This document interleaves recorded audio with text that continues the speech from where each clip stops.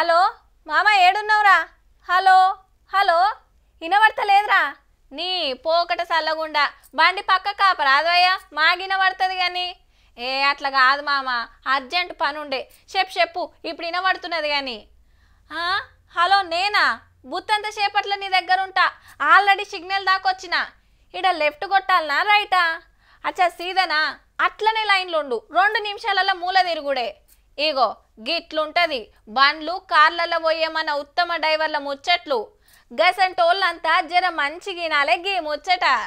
Phone మాట్లాడుకుంటా ఫాస్ట్గా పోతా, రీల్స్ చూసుకుంటా రువ్వడిగా పోతా, సినిమా చూసుకుంటా స్టీరింగ్ తిప్తా, పాటలు వినుకుంటా ఆటో నడుపుతా, మ్యాచ్ చూసుకుంటా మందిల పోతా అని ఫోన్ల కమాయి చేసుకుంటా గానొచ్చిండ్రంటే అంతే. ఇక మారిన రూల్స్ ప్రకారం ఏంటంటే కంపల్సరీ వీళ్ళు కోర్టుకు పోవాల్సిందే, కోర్టు విధించే శిక్ష ప్రకారం నడుచుకోవాల్సిందే. గదన్నట్టు మునుపటి లెక్క ఎంతో కొంత ఫైన్ వేసి వార్నింగ్ ఇచ్చి ఇడుసుడన్న ముచ్చటే లేదట. చెప్తా కోర్టు ఎట్లా చెప్తే అట్లా, దండుగేస్తే దండుగా, జైలుకు దోల్తే జైలుకు. మరెట్లుంది మనోళ్ళ కథ?